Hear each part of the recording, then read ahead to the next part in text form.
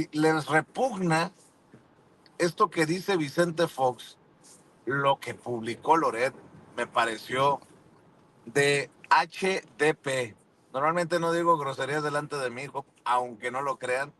Es de hijos de, ya saben, es alucinante cómo quieren que nos vaya mal.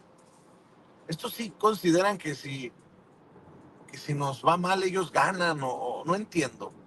Ahora hasta apuestas contra la presidenta, mi querido Paco.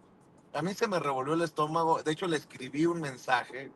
O sea, apostarle a que le vaya mal a la presidenta es de sopilotes, pero ya promover eh, que apuesten contra la presidenta me parece de muy, muy ruin y peor.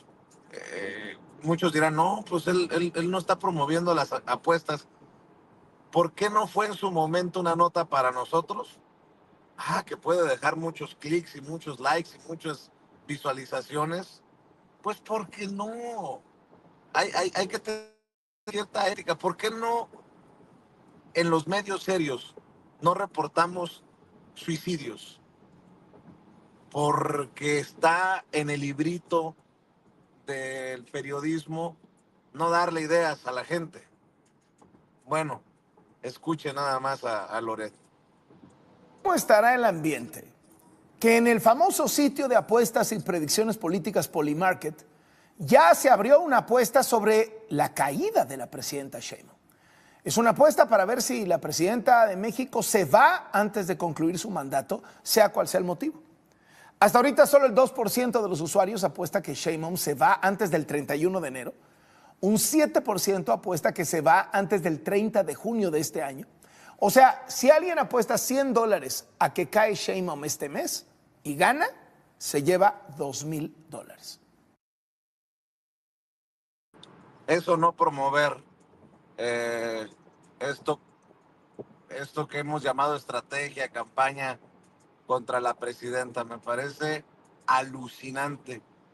Bien decíamos hace un par de años, tú y yo, cosas peores vendrán, cosas peores veremos. Pues estamos viendo cosas muy, muy desgraciadas, mi querido Paco. Vicente, nada más hay que recordar, están desesperados, Vicente, porque no le han, literalmente hablando, no le han atinado a nada. Tú recuerdas, empezó Loret de Mola con el dólar y con la caída de López Obrador, y ya se les fueron 7 años, Vicente, 7 años se les han ido, se les van a ir toda la vida, pero en el que no cayó el peso, no vivimos una crisis. No solo ganó Morena 2018, ganó 2024 por una paliza peor que la de 2018, Vicente. Hoy están apostando, están echando, como dicen en el juego de cartas, Vicente, su resto. Están apostando su resto. ¿Por qué? Porque vienen las elecciones de 2027, Vicente, y verdaderamente hay peligro de que desaparezca, uno, el PRI, que les ha dado mucho dinero, y dos, dejar al PAN herido de muerte. Tienen bastante miedo. Imagínate Loret, que recibió tantos millones de pesos y que a través de su sitio siguen recibiendo dinero de los gobernadores de oposición. Sería un golpe para todo el grupo, no solo de Loret, todo el grupo que incluye a Roberto Madrazo Pintado, Vicente. Así que están desesperados. Y Vicente Fox, mira, la verdad es que yo lo que digo, está lunático. Estaba leyendo, me imagino que cuando estaba hablando Vicente Fox, alguien le escribió por ahí, si no es que él mismo, las listas de Levy, las listas de Raimundo Rivapalacio, todas estas listas, Vicente, quieren un gobernador, van por un gobernador.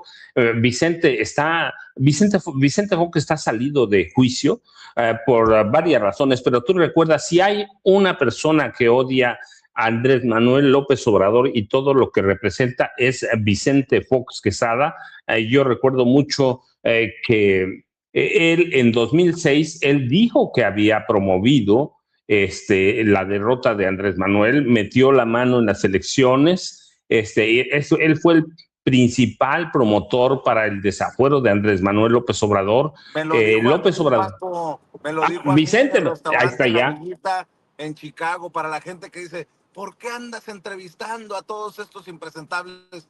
Pues por ahí sale una declaración como la de Vicente Fox, que se sentía orgulloso de haber hecho lo que correspondía en sus manos para detener a López Obrador. Y eso es es aceptar que violó la ley, es aceptar que traicionó a la democracia y es aceptar que es un hijo de su mal dormir. Sí, Vicente, es que él orquestó el movimiento de 2006.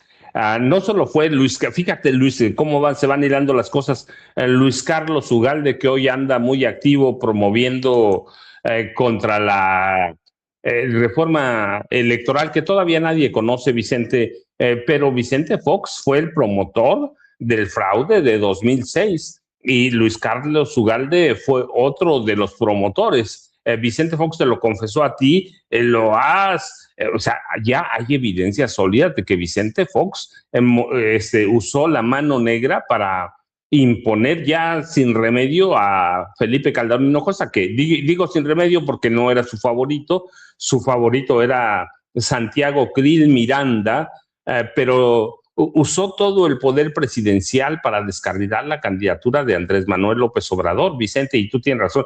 ¿Qué más evidencia hay? Te lo dijo a ti, sentados de frente en la entrevista, no te lo dijo fuera de libreta, te lo dijo a ti. Así que, pero mira, pero Vicente Fox está lunático, Vicente. La verdad es que yo digo que ya no fume de esas cosas que cultiva y cosecha ahí en su rancho. ¿Tú le encuentras otra explicación, Vicente, verdaderamente? Y diría por ahí alguno, y si la sigue fumando, que se moche. No, no se crea, no se crea, que comparta. Oye, no, Paco, es que parece que fuman de la misma Fox, Loret, y estaba viendo también las declaraciones de Alito Moreno, el presidente nacional del PRI. Oye, ¿en qué mundo viven estos? Hace unas semanas la presidenta fue reconocida como la quinta mujer más poderosa del mundo. La quinta mujer con más respaldo ha sido reconocida no solamente en México por aquellos que respaldamos el proceso de transformación, sino por publicaciones respetadas por estos personajes que ahora hablan de que la imagen de México es un desastre y una vergüenza. Creo que Ceci tiene esas declaraciones de Alito Moreno que que no van de la mano con la realidad. Por eso te digo, se me hace que se comparten el gallo, tanto como Loret, como Alito Moreno. Además, el que no tiene vergüenza es Alito. ¿A qué hora es el desafuero de Alito, señores diputados? Urge por lo menos que sienta el rigor. Vea y escuche. La imagen de México da pena y vergüenza a nivel internacional. Y es claro que sin Estado de Derecho no hay confianza y no hay inversión. Y sin inversión no hay crecimiento. Y sin crecimiento a la gente y a las familias mexicanas no les va bien. Por ello, en los gobiernos del PRI siempre hubo confianza. En los gobiernos del PRI estaba la seriedad, el respeto, pero sobre todo la garantía de la buena relación con todas las naciones y principalmente había confianza en México del gobierno de los Estados Unidos y de nuestras naciones vecinas. El gobierno de Estados Unidos tiene puesta la mirada en México porque saben que estos cínicos y corruptos de Morena tienen un pacto directo con el crimen organizado. Te digo, ¿de qué está fumando? ¿De cuál está fumando, Alito? Oye, ¿por qué le arrestaron a Tomás Yarrington, exgobernador de Tamaulipas? ¿Por qué estuvo en el bote Mario Villanueva? ¿Por qué está en el bote Roberto Borge? o Javier Duarte, o Roberto Sandoval, el exgobernador priista de Nayarit, seguramente por blancas palomitas. Y también, exacto, el caso de César Duarte allá en Chihuahua. Así que, ¿de qué habla Alito Moreno? Y pareciera, insisto, que les da gusto cuando dicen que México da pena, que la imagen de México da vergüenza. Pues yo le tengo otros datos a Alito Moreno, mi querido Paco. No, Vicente, mira, primero nada más, él dice que había confianza en los gobiernos del PRI, entonces yo me pregunto, ¿por qué perdieron en 1988 el fraude para imponer a Carlos Salinas de Gortari? Fue escandaloso. ¿Por qué perdieron en 2000? ¿Por qué perdieron en 2018? Es decir, no hay una lógica en lo que dice, pero además de eso, Alito es un hombre desesperado, Vicente. No lo digo yo, se ha documentado ampliamente el narcotráfico en este país. Lo han controlado históricamente los presidentes que salieron de las filas priistas. Enrique Peña Nieto, para empezar, Carlos Salinas de Gortari, que son los recientes, Ernesto Zedillo Ponce de León, y lo controlaron los presidentes del PAN. Ya hablábamos de Vicente Fox, de Felipe Calderón, lo hemos documentado ampliamente. Vicente, el narcotráfico siempre fue un negocio de los gobiernos panistas, de los gobiernos priistas. No tendría por qué cambiar ahora. Lo que están desesperados es eso, porque antes lo controlaban desde la presidencia de la República, Vicente, pero Alejandro Moreno Cárdenas no solo es que sea desconocedor de la historia, Vicente, es que está desesperado. Si hay un personaje desesperado en este país, Vicente, necesariamente es Alejandro Moreno Cárdenas. Mira, desde que tomó posesión en 2019 del PRI, el PRI ha perdido el 80% de su militancia, Vicente.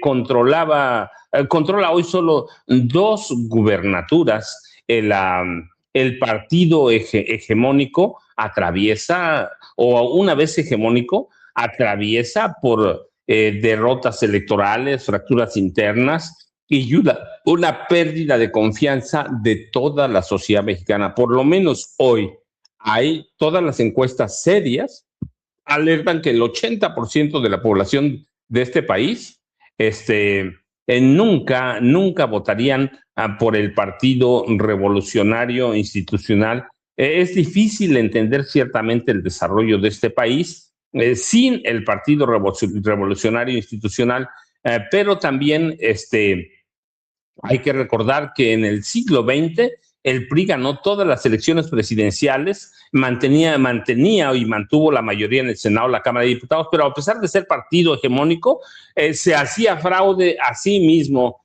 Así que hoy con Alejandro Moreno Cárdenas atraviesa una de sus crisis más severas, más serias. No tienen, los priistas no tienen hoy un argumento de identidad.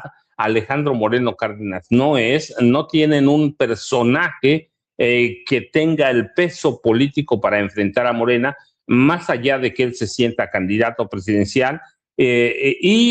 La crisis ha permeado por todo el PRI, en todo el país, de 6 millones de militantes que tenía en 2019, hoy debe tener mucho menos de 1 millón de militantes en todo el país.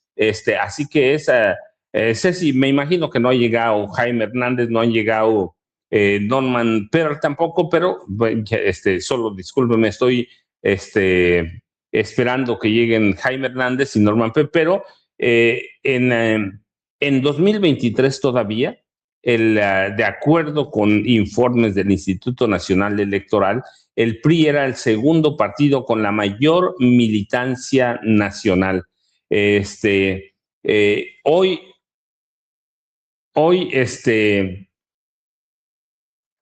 el PRI está perdido y la reforma electoral prácticamente los está volviendo locos a todos, por eso están desesperados, por eso hablan de un narcogobierno, de un narcopartido, y no solo se ha sumado Alito a, a esta lucha por mantener privilegios, por mantener todo, sino, por ejemplo, ¿qué tal si vemos a Alito? Creo que teníamos el video 15 hablando sobre el fraude, sobre la reforma electoral, Ceci.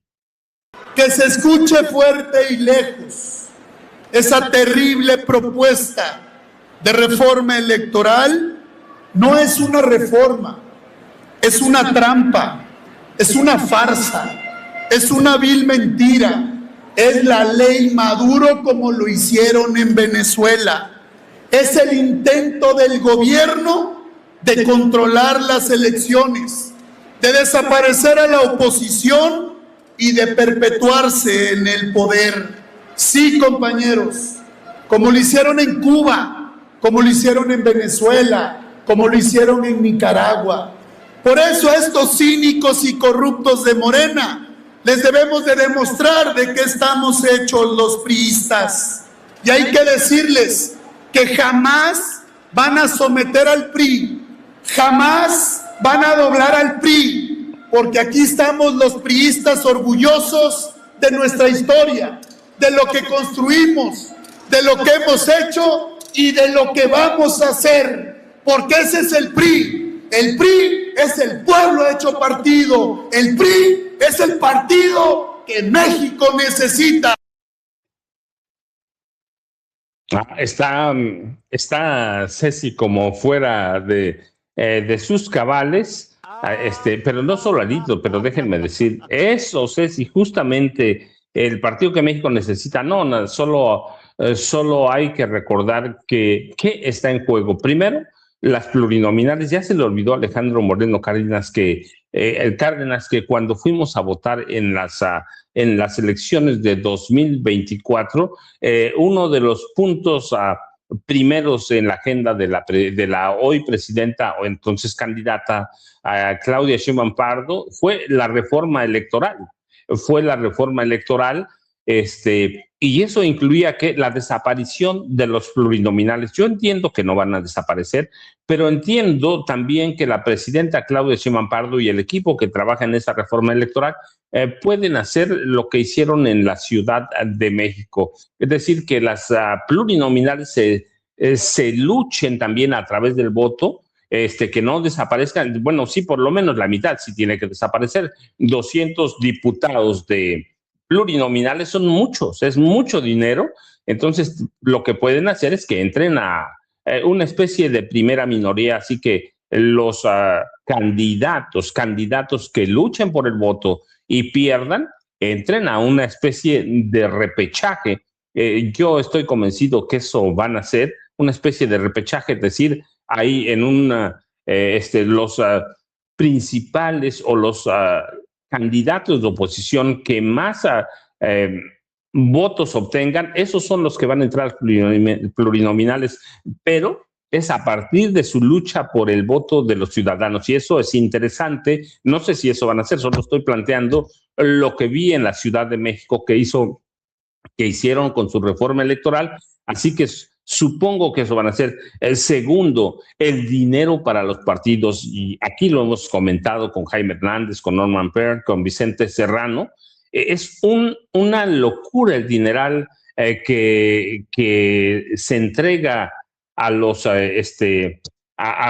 partidos políticos. Bueno, primero, Ceci, tenemos esta foto, fíjate, Ceci, de los plurinominales, que son una vergüenza. Creo que la podemos pasar al aire, ¿cierto? Antes de que lleguen Jaime y Norman. Pero esa foto es bien interesante, que nos muestra quiénes son los impresentables plurinominales, que son... ¿Ya está lista, Ceci, la foto? Sí. Bueno, mientras está lista, nada más vean los personajes impresentables, todos plurinominales. No hay alguien en esa lista, ninguno. Marco Cortés Mendoza, Ricardo Anaya Cortés, Enrique Vargas del Villar, del Estado de México, que es un golpeador, un abusador, senadores, Rubén Moreira, Kenia López Rabadán, a Jorge Romero Herrera. Es una locura lo de las plurinominales, ¿sí? Es la pura, como dice la partidocracia, que ha abusado, pero además de eso, yo les comentaba, es ser un partido político de oposición en este país es verdaderamente una vergüenza, y es ser millonario. En 2025 el PRI tuvo que nada más gobierna 2 estados, tuvo un presupuesto y que no ganó ninguna diputación federal, ninguna. Todo lo que tiene lo tiene de representación proporcional de senadores y creo que ganó 1 en coalición, pero recibió el PRI un presupuesto de 1,013 millones de pesos, solo por abajo de Morena, que ganó prácticamente todo el Congreso de la Unión. El PAN recibió un presupuesto de 1,331 millones de pesos, así que ser partido de oposición es un gran negocio. El PRI no solo ha perdido militancia, no solo ha perdido credibilidad, el PRI está en una crisis tremenda y por eso la desesperación de mantener plurinominales. Si no hay plurinominales de la forma que que hay ahora, el PRI no va a tener nada. Dirigentes como Alejandro Moreno Cárdenas, como Kenia López Rabadán, Jorge Romero Herrera, jamás llegarían a la Cámara de Diputados o al Senado de la República. Por eso están desesperados. En su momento, en el gobierno de José López Portillo, las plurinominales tenían una razón de ser. ¿Por qué? Porque verdaderamente el PRI ganaba todo con fraude, por orden presidencial ganaba todo. Sí que las diputaciones y las senadurías después, primero fueron las diputaciones de representación proporcional, tenían un sentido. Hoy se han convertido en un gran negocio, están prostituidas. Así que, y por eso los tiene desesperados. De esos, por ejemplo, 1,013 millones que recibió el PRI, no tiene que darle cuentas a nadie, pero estamos hablando del presupuesto federal, pero en cada entidad también reciben presupuesto que les destina cada gobierno estatal, incluido el de la Ciudad de México. Así que los partidos de oposición son un gran negocio o un mega negocio, y por eso están desesperados, incluidos, por ejemplo, Luis Carlos Ugalde, que fue una de los artífices del fraude de 2006 para imponer a Felipe, que era su pariente político, Felipe Calderón Hinojosa. Creo que tenemos un video también, ¿cierto, Ceci? Es él, déjame decirte qué número, Luis Carlos Ugalde, el 13, por aquí lo tenía anotado en mi lista. Así que no crean que en mi teleprompter, porque déjenme decirles para que vean qué teleprompter tenemos y cómo preparamos la información. Es no se alcanza a ver, pero es mi teleprompter para que vean. Esto es lo que hacemos aquí. Tengo mis listas de videos, sí, aquí lo tengo, Ceci, pero para que vean por qué de pronto parece que somos un poco incongruentes, pero no. Recuerden, nosotros por la cantidad, por la escasez de recursos que tenemos, transmitimos. Vicente con su celular ahí en el carro, en el auto, yo también a través de mi celular, así que no tenemos ningún apoyo más que la memoria y tarjetas. Vicente lo hace, a mí me impresiona Vicente porque lo hace nada más así. Yo estoy en mi mesa de trabajo, así que tengo mis tarjetas para que vean, no es todo memoria. De pronto hay incongruencias, pero es eso, hacemos las cosas a la memoria y de pronto tenemos una lista de videos y se me olvida algún número, pero aquí lo tengo en mi teleprompter, que es una ficha de trabajo.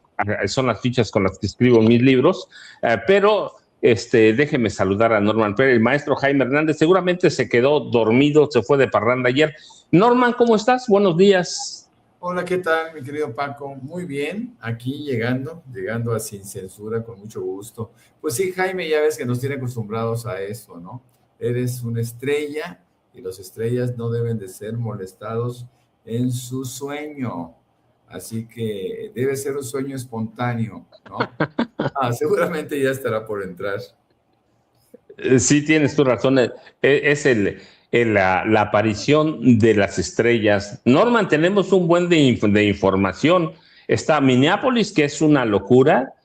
Amenazó Donald Trump con recurrir a ley de insurrección, que es de 1807.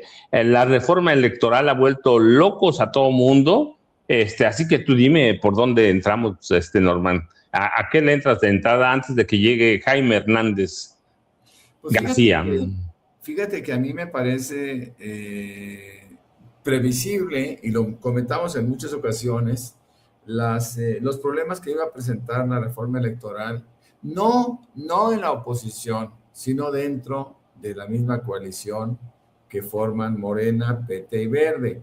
Las declaraciones del PT a través de Reginaldo Sandoval Sandoval, ya lo estoy quitando una parte de su nombre, pues fueron muy fuertes, pero también de alguna manera encontramos que el dueño del Partido del Trabajo, Alberto Anaya, ya se manifestó por seguir adelante con la reforma, ¿no? Y bueno, no puede ser de otra manera. Yo creo que se tienen que poner de acuerdo.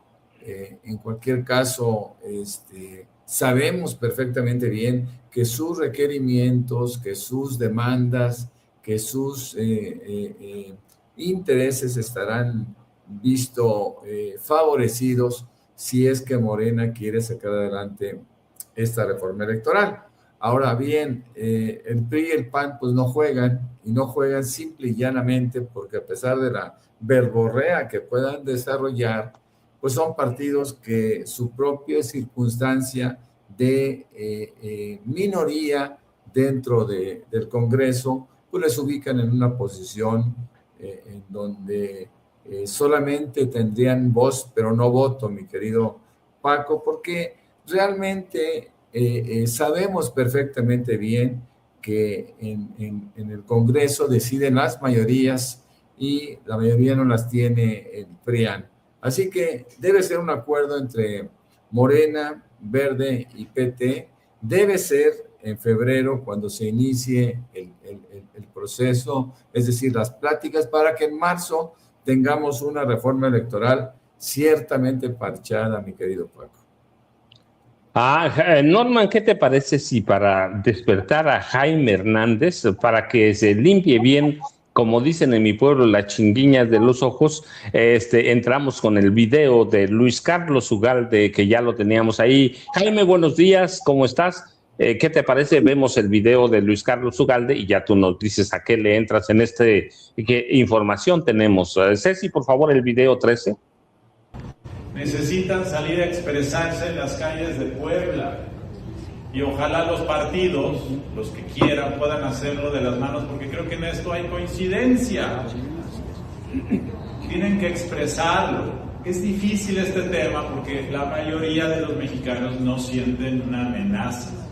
Este tema de los pluris o del financiamiento público es muy complicado y además el encuadre narrativo que hace el gobierno es muy fácil de digerir. ¿Quieres que le quite dinero a los partidos para dártelo de becas? ¡Sí! Y ese encuadre narrativo, yo no he visto que los partidos opositores todavía hayan explicado pedagógicamente qué es lo que está en juego. Yo lo que creo que lo que está en juego es la libertad de tu voto. Y por lo tanto el riesgo es que te quiten esa libertad de votar. Jaime, reforma electoral, oposición, Morena, ¿qué está en juego en realidad, Jaime? Buenos días, Jaime, a nombre de Norman y mío, que te estábamos esperando desde las 6 de la mañana. Lo que pasa es que se me durmió mi mayordomo y no tenía quien me calzara mis pantuflas y me hiciera mi café. Yo no sé qué le pasa estos días al personal, pero ofrezco una disculpa en nombre de mi mayordomo. Oye, no, que de verdad Sabes, escuchando estos personajes, me encanta la frase que utiliza Luis Carlos Ugalde cuando hace alusión al encuadre narrativo. Los expertos en los encuadres narrativos, hablándonos de encuadres narrativos, o sea, básicamente el encuadre narrativo es cómo contar el cuento, cómo contar mentiras, algo a lo que ellos se acostumbraron durante décadas y nos engañaron, ¿no?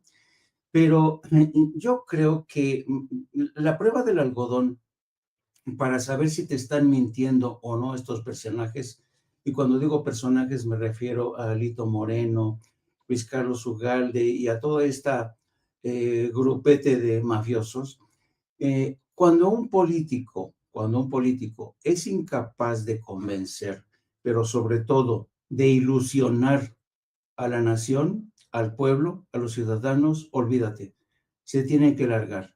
Ya son incapaces de ilusionar a los ciudadanos, a los jóvenes. ¿Por qué? Porque todo el mundo ya sabe que este discurso, estas artimañas, son de la vieja guardia priista, esa que sacó provecho de todo. Y cuando los escucha uno, sabes que es una cacofonía, que no tiene significado alguno, ¿no? Sabes, es paja. No, los ciudadanos escuchan eso de Alito Moreno diciendo, es que esta reforma es...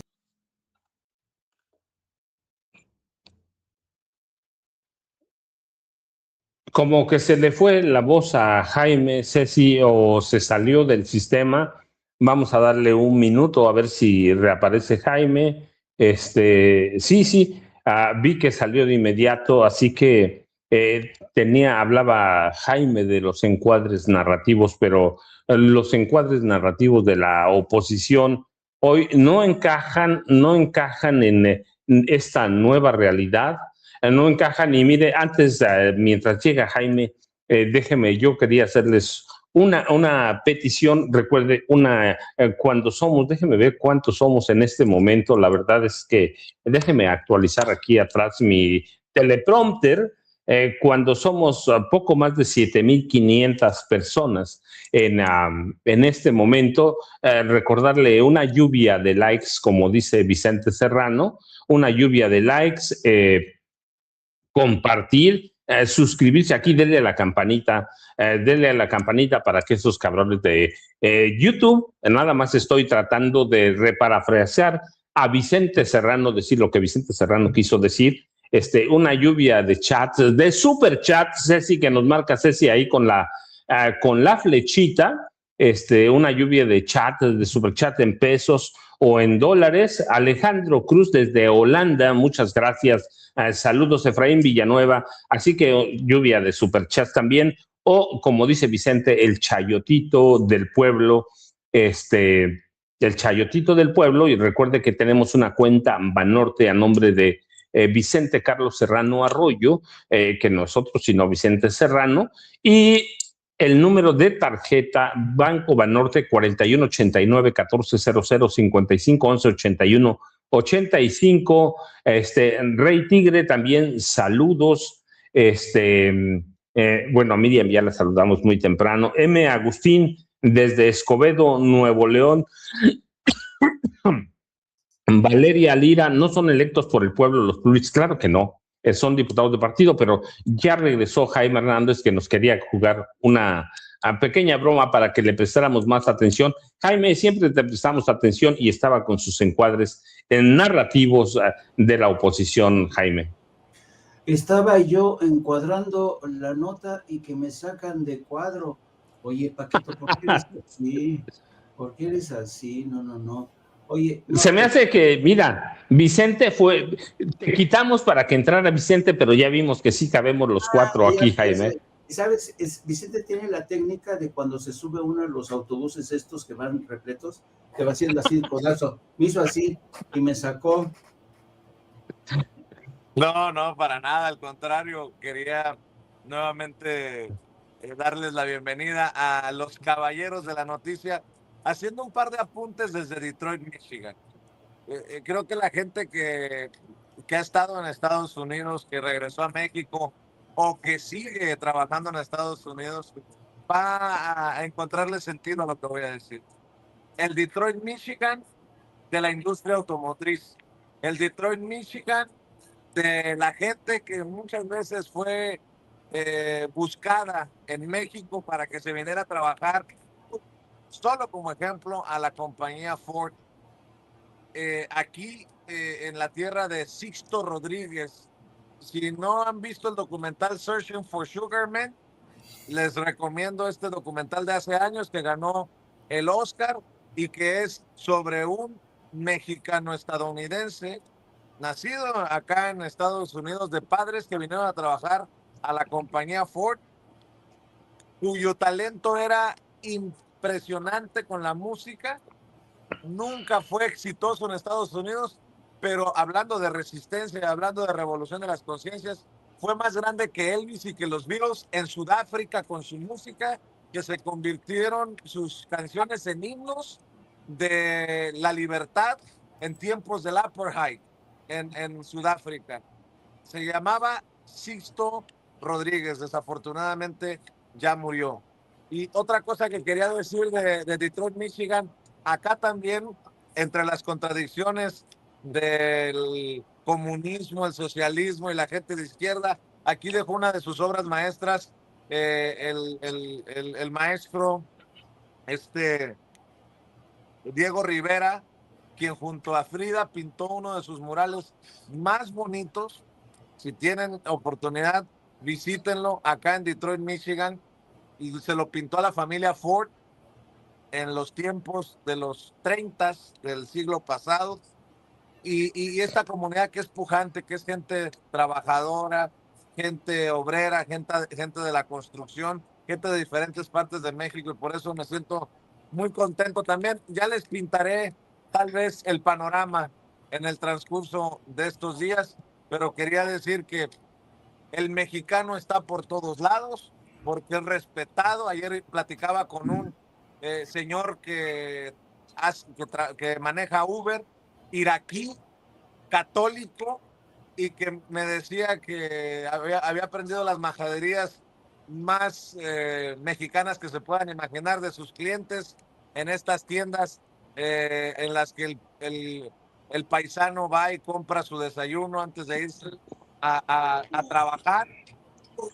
Y bueno, quería de esta manera también reconocer a esa gente que llueve, truene, relampaguee, caiga nieve, esté las carreteras llenas de hielo, están sacando adelante a sus familias. Y desde acá, pues dejo a los caballeros de la noticia. De esto que estoy contando, a lo mejor parecería, y que para la gente que no entiende el andar del migrante, pero por ejemplo, Jaime, que ha estado en diferentes partes de Estados Unidos, el querido Paco, que incluso también vivió acá en Estados Unidos, sabe de mi emoción y de mi apasionamiento por contar cada vez que puedo las historias de nuestra gente que llega de Oaxaca, de Chiapas, de cualquier parte de Estados Unidos, a partirse la madre y ganar la vida honestamente. Desde acá, pues a seguirle dando, caballeros. Un abrazote, Norman, un abrazote, Paco, un abrazote, Jaime.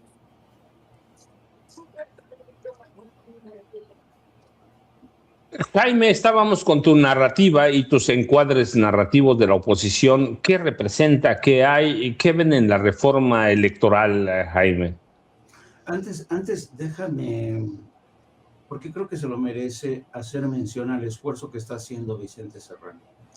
Ustedes saben que Vicente Serrano, de verdad, yo lo admiro por esta fuerza de voluntad y el carácter que tiene para abrirse paso en medio de, saben, una precariedad presupuestal, para ir a donde están ocurriendo las cosas. Eso habla mucho del carácter como periodista de Vicente Serrano. Yo de veras que agradezco profundamente este esfuerzo de Vicente Serrano para estar ahí en Detroit y para estar cubriendo todo lo que está ocurriendo en esa parte del país. Tengan en cuenta que lo que está ocurriendo en Estados Unidos en estos momentos es un intento por revertir la democracia. De ahí la importancia de tener a un testigo, a un periodista importante de un medio que no le da la espalda a esa realidad.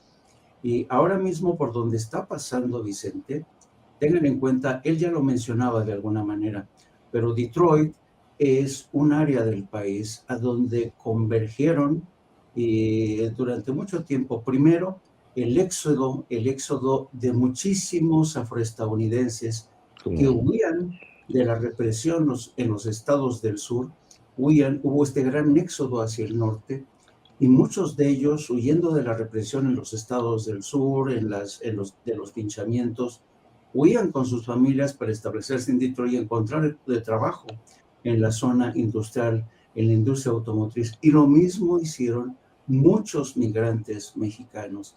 Es la historia de comunidades migrantes que durante mucho tiempo se han abierto paso en medio de persecuciones, en medio de linchamientos, para que vean que todavía no cambia tanto Estados Unidos, ¿no? De ahí que yo creo que Vicente Serrano se merece realmente un reconocimiento por estar haciendo este esfuerzo.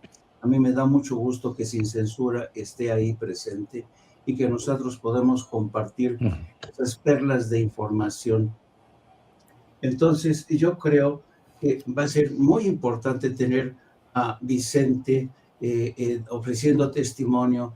Me gustaría, querido amigo, que le dieras un poquito la voz a Norma porque tengo que resolver un problema de audio. Sí, seguramente, Jaime, aquí, mientras atiendes tus problemas con el audio, que son, ya saben, problemas técnicos, pero Norman, Estados Unidos también está a partir de Minneapolis, hay amenazas de desplegar al ejército de Estados Unidos a propósito o invocando la ley de insurrección de 1807, y eso marca la gravedad. Yo le comentaba a Vicente, que después de 1992, cuando hay problemas en Los Ángeles, Bush papá invoca la ley de insurrección y hoy están en ese camino, Norman. Sí, estamos viendo, por ejemplo, que en Minneapolis, porque la gente se pregunta, bueno, pero a ver, ¿quiénes son? ¿A quiénes anda persiguiendo el ICE dentro de Minneapolis? Y bueno, en general, dentro del estado de Minnesota, cuyas ciudades gemelas, pues sabemos, son Minneapolis y la otra ciudad, que ahorita no me acuerdo, pero son ciudades que están juntas, ¿no? Y en Minneapolis, nosotros nos preguntamos, bueno, pero ¿a quiénes están persiguiendo en el norte de los Estados Unidos? Bueno, pues están persiguiendo a somalíes, que es una comunidad bastante grande, también a la comunidad mexicana, que está, como decía Vicente, por todos los Estados Unidos, y a un grupo étnico muy particular. Lo voy a decir así, son los H-Monks. Los H-Monks tienen su origen en el sur de China y ellos se fueron diseminando por todo el sudeste asiático y llegaron a Vietnam también, donde son mayoritarios, ¿no? Y vamos, dentro de las minorías que integran Vietnam. Y en Vietnam, los Estados Unidos encontraron un apoyo en la guerra que les favoreció, de tal manera que los H-Monks fueron llevados en principio a California y fueron distribuyéndose por todos los Estados Unidos. Pero fíjese nada más, a pesar de que los H-Monks, no sé cómo llamarle, no sé cómo decirlo de una forma más clara, a pesar de que los H-Monks contribuyeron con los Estados Unidos en la guerra y fueron llevados a Estados Unidos como una especie de premio, pues ahora los están persiguiendo. ¿Por qué? Porque Trump no conoce la historia, no respeta la historia de su propio país, y este grupo étnico los apoyó en la guerra de Vietnam. Entonces, vemos que son los grupos que están persiguiendo, los grupos étnicos que están persiguiendo Trump, como son, insisto, los somalíes, los mexicanos y los H-Monks.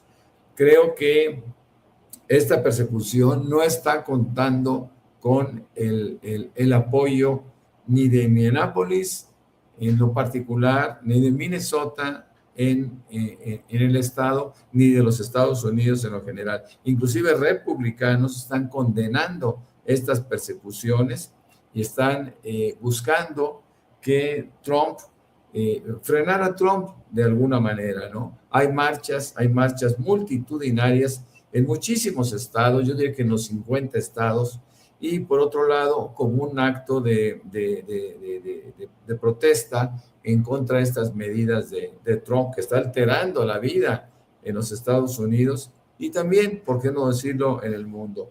Yo creo que Trump no solo se equivoca, yo creo que está cavando su propia tumba y nosotros desde México somos espectadores también del nacimiento de un intento de Hitler que desde Estados Unidos trata de emular el pasado de aquel austríaco alemán, mi querido Paco.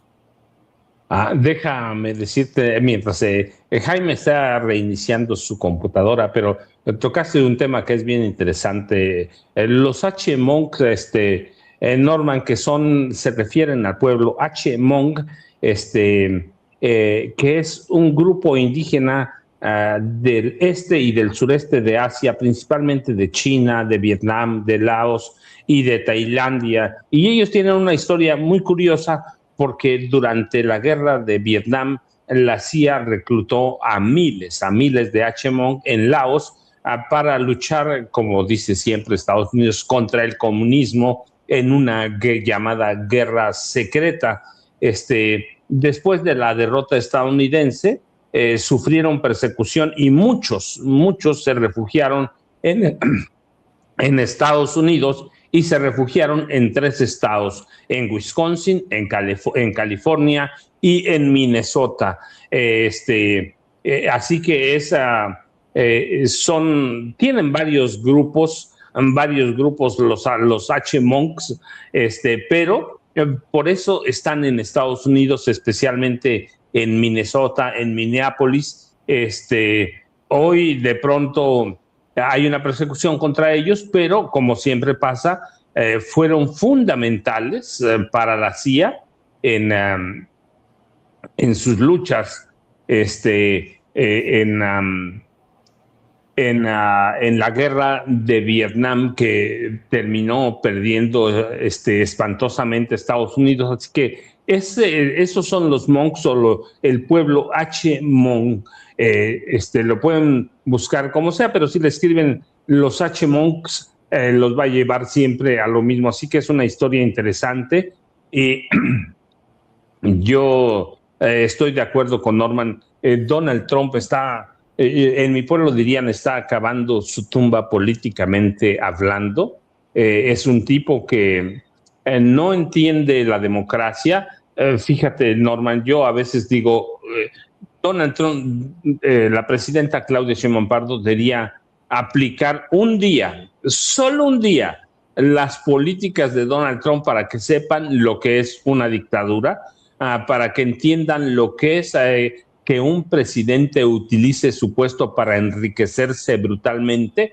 La riqueza de Trump ha crecido por lo menos de 2.300, algunos dicen 4.000, pero ya haciendo una revisión y un promedio, de 2.300 millones de dólares cuando llegó a la Casa Blanca para su segundo mandato. A este momento su fortuna aumentó a por lo menos 8.000 millones de dólares, aunque algunos sitios especializados ya la dan en 10.000 millones de dólares, pero el trato con la prensa, cómo denigra la prensa, las demandas a medios de comunicación.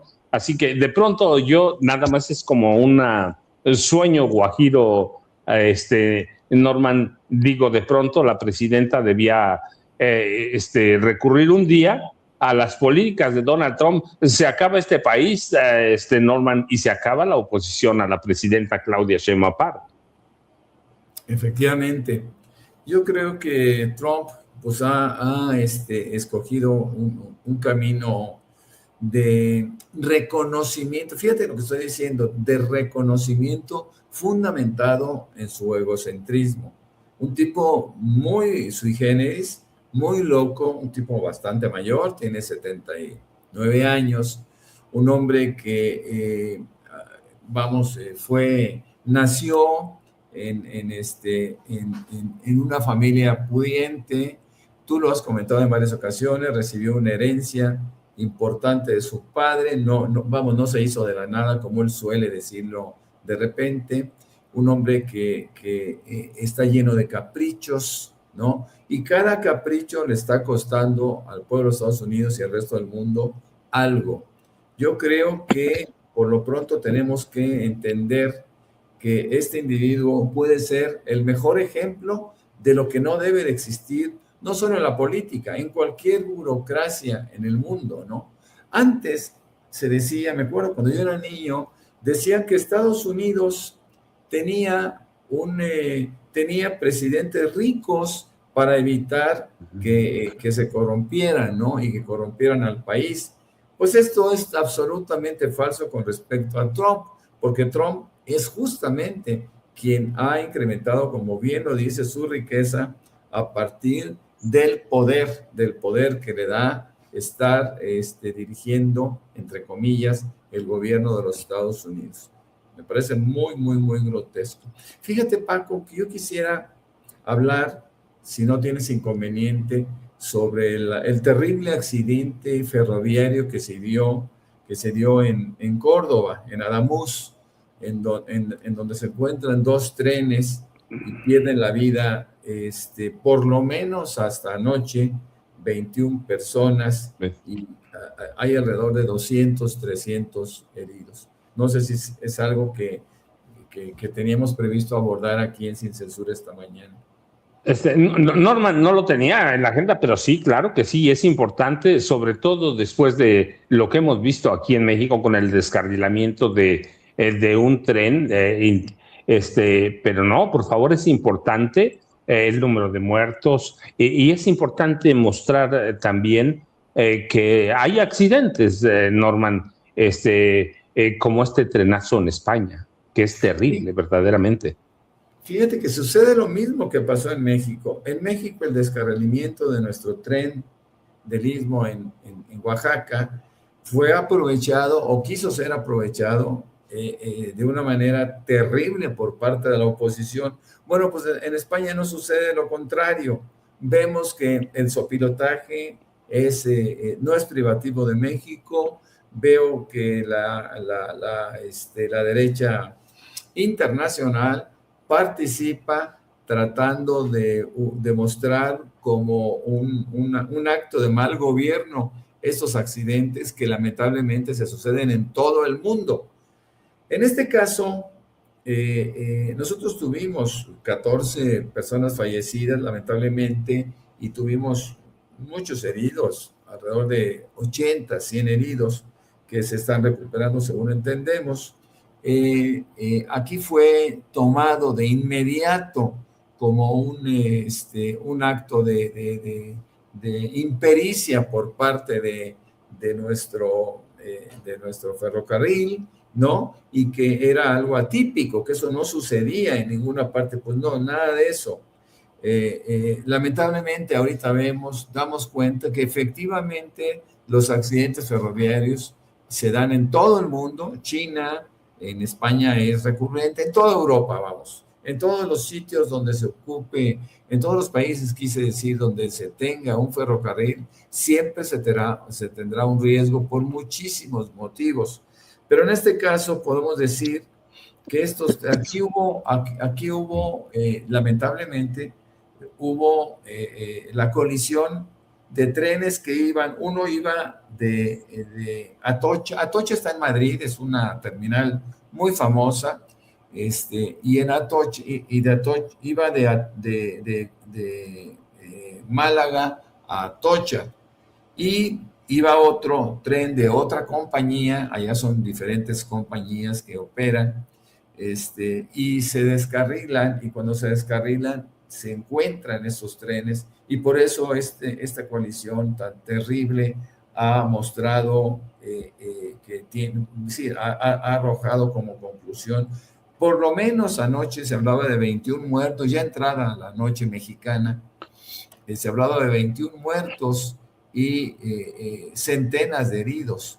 Entonces esto lamentablemente lo tenemos que tomar como ejemplo para lo que ha pasado en México y lo que eventualmente sucederá, mi querido Paco, porque aparentemente son muchos los factores que intervienen para que se presente un accidente de esta naturaleza. Así que yo quería traer a colación, no solo porque es una tragedia mundial, porque España, pues por supuesto, que no solo pertenece al mundo, pertenece en buena medida a nuestro país por la interrelación cultural que tenemos, y al mismo tiempo es un ejemplo de cómo las oposiciones específicas aprovechan para lucrar con la tragedia humana.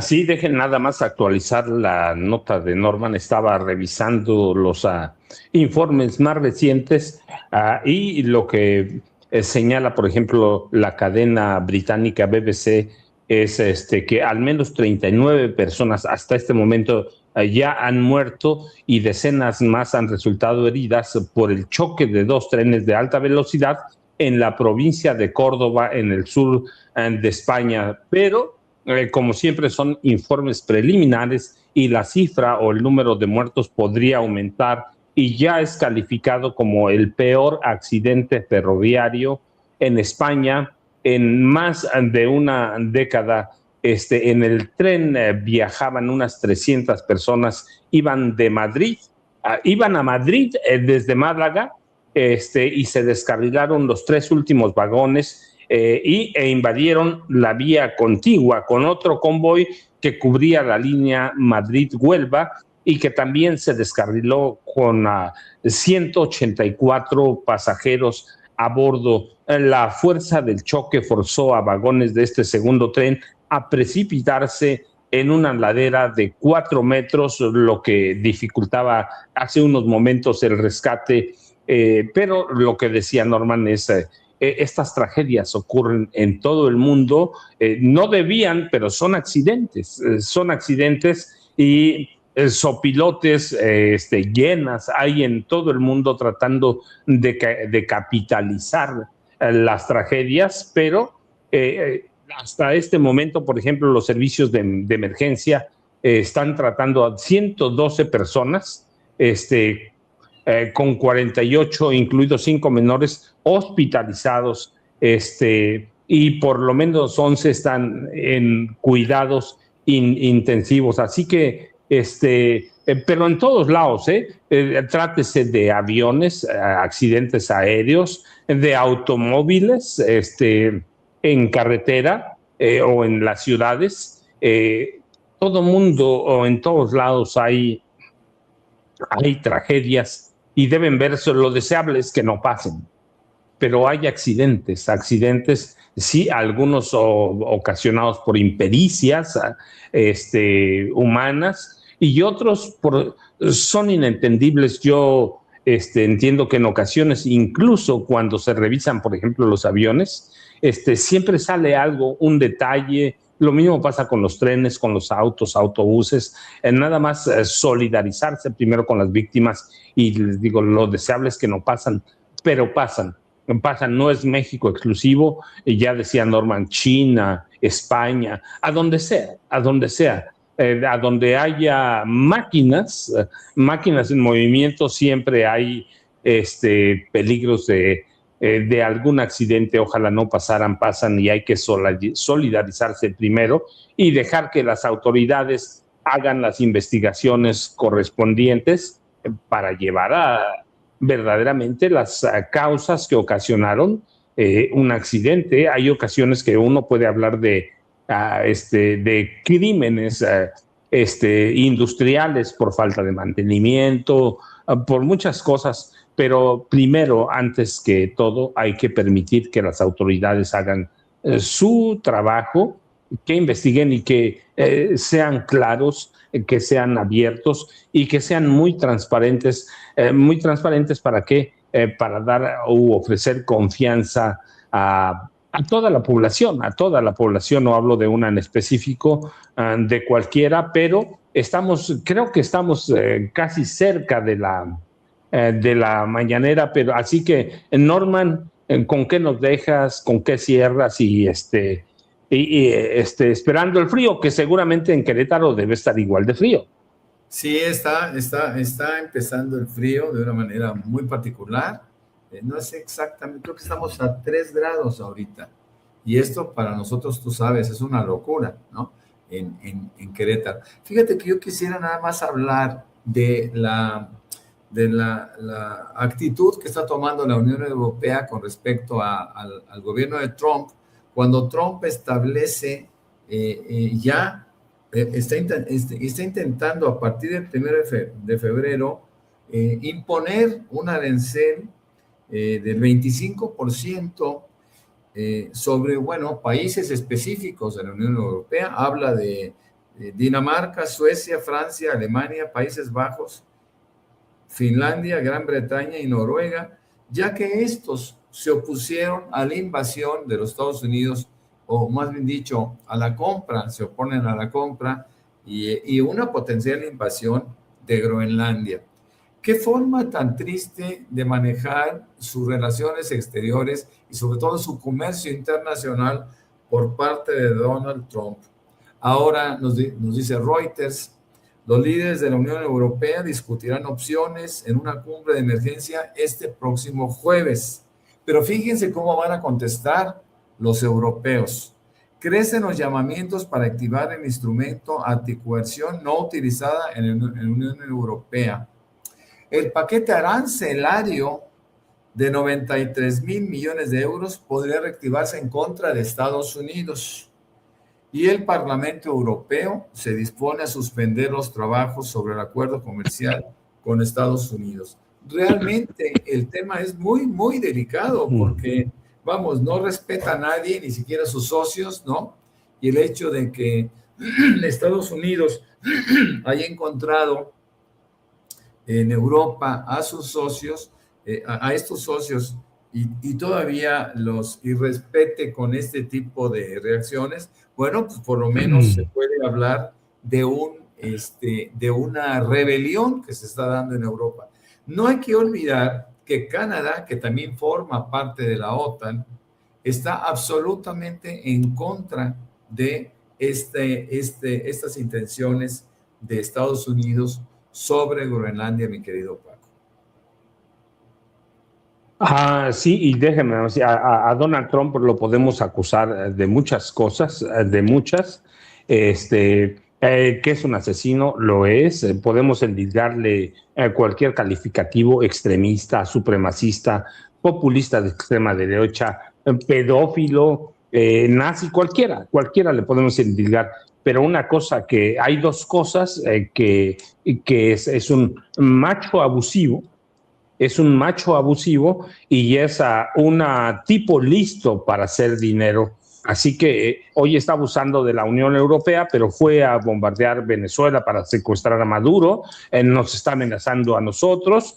Es un tipo que está salido de sus cabales. Así que Norman tiene razón. Ahora son sus socios en Europa y podemos decir que en parte tienen la culpa porque siempre aceptaron la tutela de Estados Unidos y no se movían sin Estados Unidos. Estados Unidos es el mandamás de la OTAN, pero la verdad es que con Donald Trump nunca se sabe a dónde vamos a parar, nunca se sabe qué esperar. Siempre hay que estar, yo digo, después de lo que hizo en Venezuela, hay que estar no paranoicos, pero hay que prestar atención a lo que está haciendo. Pero Norman, está por empezar la mañanera, ya Jaime Hernández mejor quedó arreglando sus problemas y está bien, técnicos, porque a las 2 de la tarde tiene no apto para cínicos, recuerde.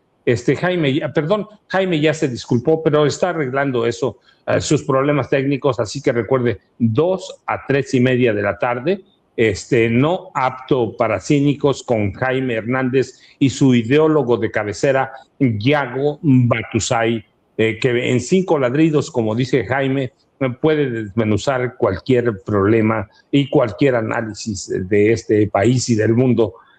Jaime Hernández, no apto para cínicos. Norman, que también es muy activo en redes sociales, bueno, por lo menos mucho más. Yo no soy activo en realidad, pero Norman sí. Norman, ¿a dónde te buscamos? ¿A dónde te encontramos?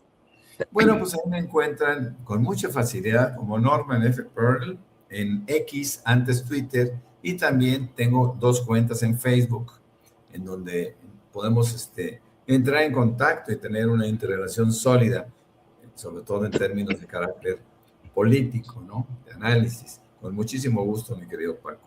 Pues un saludo a toda la audiencia, un saludo a Paco hasta aquella pista de patinaje en Detroit, por supuesto al maestro... A Vicente. A Vicente Serrano, a Vicente Serrano, estaba pensando en otra cosa, al maestro Jaime Hernández, por supuesto, en su programa maravilloso de las 2 de la tarde.